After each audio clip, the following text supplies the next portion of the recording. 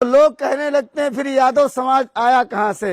बहुत से लोग उल्टी सीधी बातें भी करते हैं, लेकिन हम आपको शास्त्र की बात बताएंगे कि यादव वंश ये कैसे बना था। कहते हैं भगवान श्री कृष्ण की 16,108 रानियां थीं, लेकिन 16,100 उनकी गोपिकाएं थीं, उनमें से जो 8 थी वो उनकी पटरानियां थीं।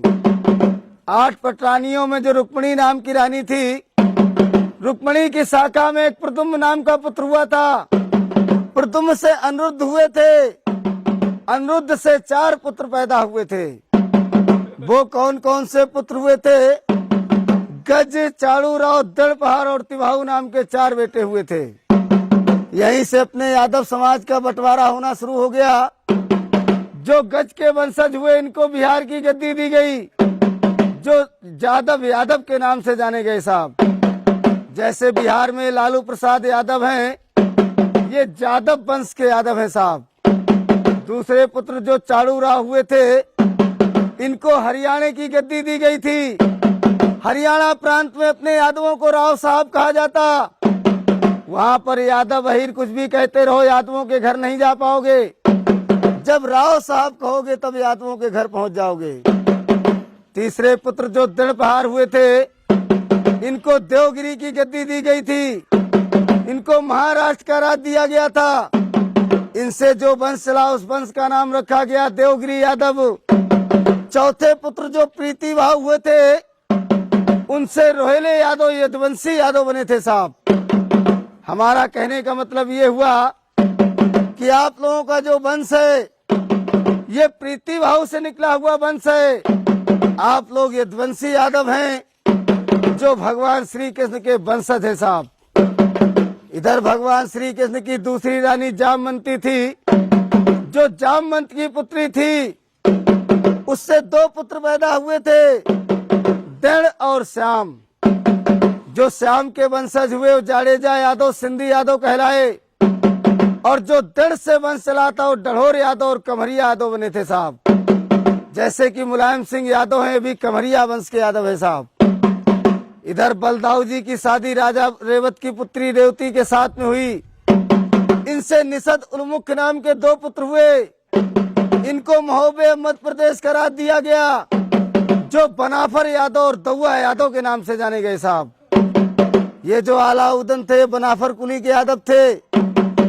इधर एक चकेरी का राजा उद्यम घोष हुआ था, जिसका बेटा हुआ शिषपाल घोष। शिषपाल घोष का वध भगवान श्री कृष्ण ने किया था। तब रुक्मिणी को विवाह के ले गए थे, इसलिए शिषपाल घोष से जो वंश चला उस वंश का नाम रखा गया घोषी यादव। ये घोषी यादवों ने अपने यादव समाज से विद्रोह कर लिया था। भगवान श्री कृष्ण के वंशों से घृणा मानने लगे थे, इसलिए इनके वंश पे अकाल पड़ गया था। इनके राज पुरोहितों ने इनको बताया था कि जब भगवान श्री कृष्ण के वंश में जाकर तुम वंश बजाकर भिक्षा मांगोगे, तभी अपने कर्म से उद्धार हो पाओगे। तब से आकर के घोषी लोग वंश बजाने लगे थे। वहां से घोषी समाज कहलाया था साहब। ये तो सुनाई वंशावली, कैसे चंद्रवंश बना, कैसे यदुवंश बना, कैसे अहीर नाम पड़ा, कैसे घोषी, कमरिया, ग्वाला बने।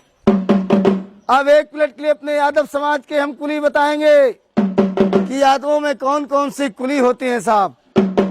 गोत्र तो सभी यादवों का त्रि है, लेकिन कुली सबकी अलग अलग है साहब।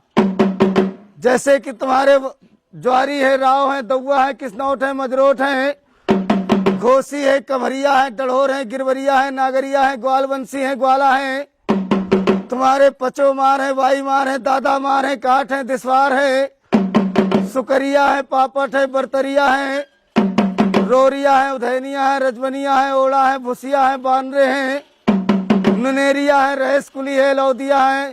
तुम्हारे बजुर कुली है, तुम्हारे जो बजुर कुली है, बुंदेले हैं, भाटिया है, निकोम है, शिमला है, सुनकट है। तुम्हारे डांस कुली है, रूखड़ा है, दुर्ग है, सिकरवार है, मैना है, धरोर है, कटा है, गुच्छार है। तुम्हारे भुरगदे हैं, पमटे हैं।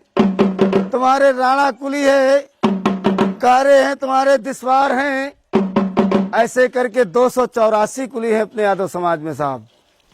हमारे बड़े बूढ़े यही वंशावली कुली गोत्रों का बखान करते थे। यादव समाज के लोग, राजा लोग खुश होकर उनको दान दिया करते थे। लेकिन अब राजा तो बचे नहीं भैया, इसलिए गांव गांव जाकर अपने यादवों का बखान करते हैं साहब। 1 मिनट के लिए अपने यादवों की पहचान बताएंगे। कहते हैं 4 वेद 6 शास्त्र में ऊंची जाति अहीर, और ब्रह्मा भी तरसत रहे क्यों ना भय अहीर। यादव समाज की पहचान क्या हुआ करती थी? यादव समाज का जो गोत्र है वो त्रिगोत्र है। यादव समाज का जो वेद है यजुर्वेद है साहब। यादव समाज की जो कुलदेवी है महालक्ष्मी है। यादव समाज में जो पूजन होता था, होली दीपावली में तलवार का पूजन होता था। यादव समाज का जो झंडा था वो पीला झंडा था। यादव समाज का जो वस्त्र हुआ करता था मोर मुकुट हुआ करता था। यादव समाज के जो गुरु थे वो दुर्वासा सी हुआ करते थे। एक पहचान और है यादवों की। कहते छाती तानत शान से चाहो जहाँ जात शरीर, छाती तानत शान से चाहो जहाँ जात शरीर, मान हान और कड़ वचन सह नहीं सकत अहीर। सह नहीं सकत अहीर पड़े चाहे कितनों पिंगुल, सूली पे चढ़ जाए झुके नहीं सिर का सिंगुल। ये विशेष पहचान होती है अपने चंद्रवंशी क्षत्रियों में साहब।